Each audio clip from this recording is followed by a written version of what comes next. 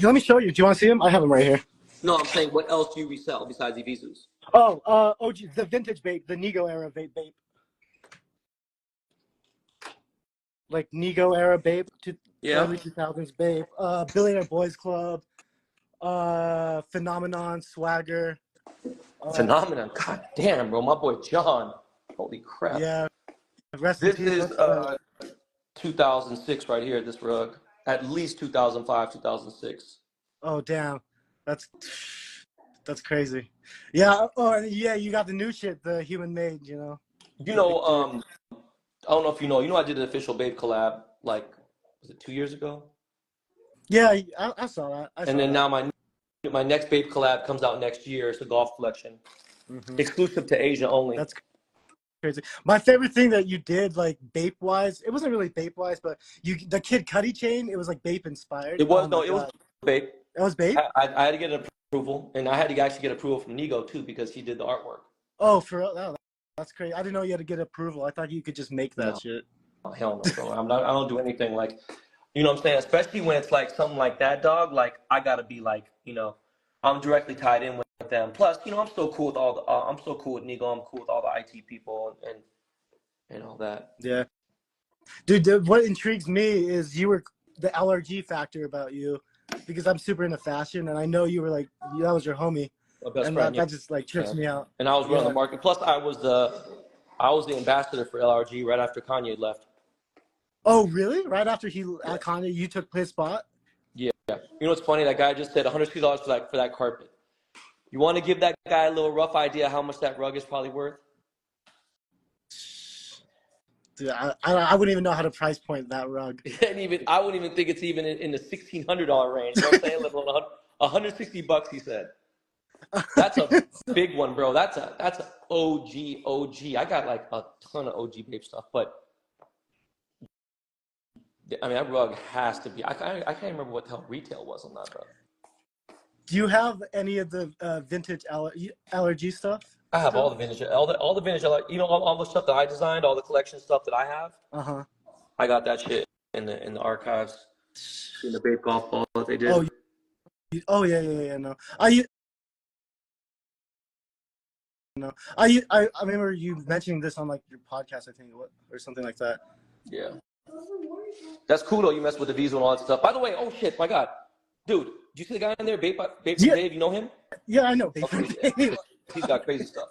And by the way, it's funny you just said that. Hey Dave, if you listening, Verbal just reached out to me, and Verbal is opening up his archives of all his OG Bape stuff, and he gave me a shirt. It's way too small. He gave me a Bape cut shirt, and I haven't had a Bape cut shirt in 20 years. That's when they had the Bape barbershops. You know that, right? Yeah, I know all that stuff. The Bape barbershop. It just trips me out. Like all that, like everything you have, and like, I just wish I could have your knowledge of the stuff from back then. Do you know what I mean? I'm a little younger, but it trips me out because I'm really into Japanese fashion. I mean, bro, like me and Nego I think Nego's what, a year older than me? How's Nego? 54? 53? Definitely. I know Pharrell turned like 50 like a year ago or something. 51. No. Nego's like 3 years older than me. He's like 54. But I remember the first time I met Nego, he picked me up at the airport in a Ferrari, and this was like late 90s, and he was already killing it. You know what I'm saying? I've known. You known him since the 90s? Oh yeah, like, I met Nego. I met Nego in '95. Jesus. And then I don't know if you know Verbal's Korean, right? I didn't. Verbal of the Teriyaki Boys is Korean. Yeah, and his wife's Korean too, Yoon. Yeah, I think I knew she was Korean, but I didn't know Verbal was Korean. So Verbal's Korean. It's just that he's just been living in Japan so long. But like, yeah, he hit me up randomly because he sent me some shoes and we started talking, and he had some Bape stuff. And I told him, when I go to Japan, I go golf. And when I was out there, when I played my first pro-am. In fact, Dave was there when he came out with me. But Verbal wants to play golf now. So he's getting all tied in with all the people there, and it's pretty dope. That's super cool, dude. Yeah. Golfing. Do you still do your podcast? I haven't seen an update. No, you don't. I don't know. I didn't listen to that. I relaunched the show in March, April. We're on episode 12 right now of the new show. So it's still Oh, on there's the a same new show? thing. Yeah. Okay, I didn't know New there was show a new still, show. new format. What do you? And just because of stuff that's going on with I have court and stuff, court trials Yeah. and stuff, I have things going on, and the co-host. So we're pretty much gonna. I have like 3, 4 guests that we're bringing on. We have really, really interesting people, and the first 20 guests are gonna be Asian only. So I got Oh, some really damn. cool people. So I can have Verbal on the show, but I don't know if that's the direction I want to get. Edison Chen wants to come on the show. That's my boy.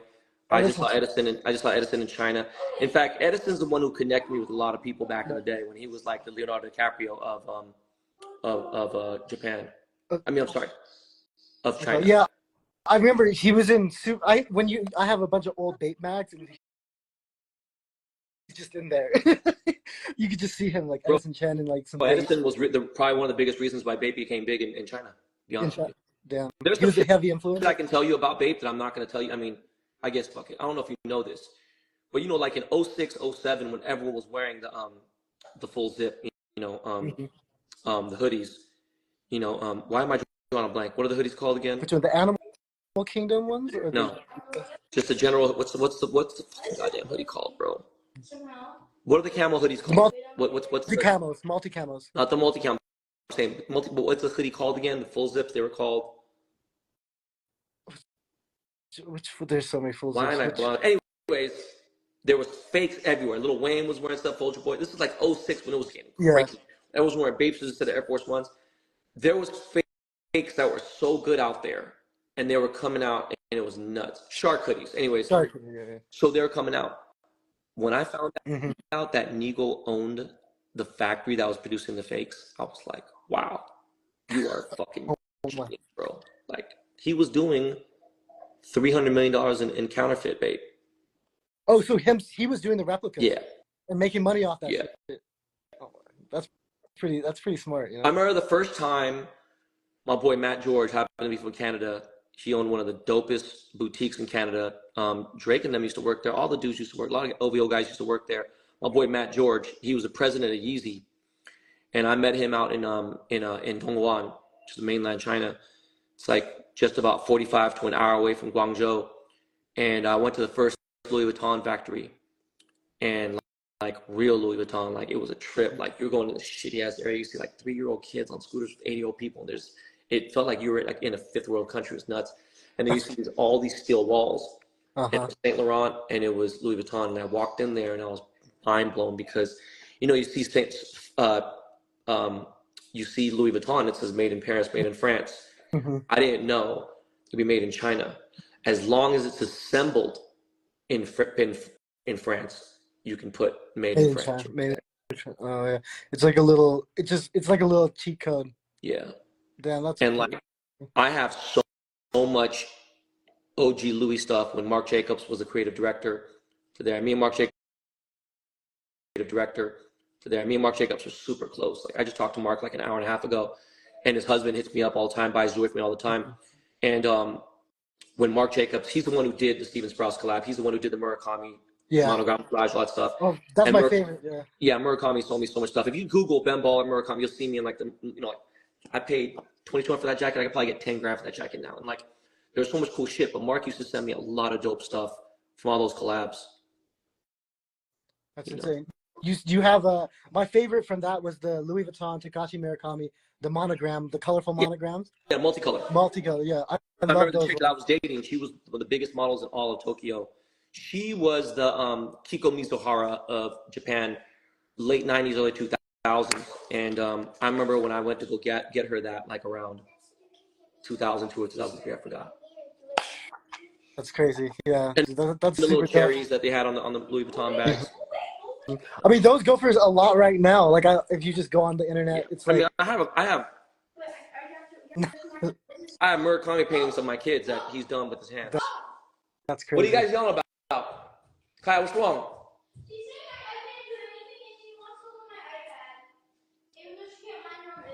Kaya, why do you want to look at Ryder's iPad? You don't need to look at his iPad.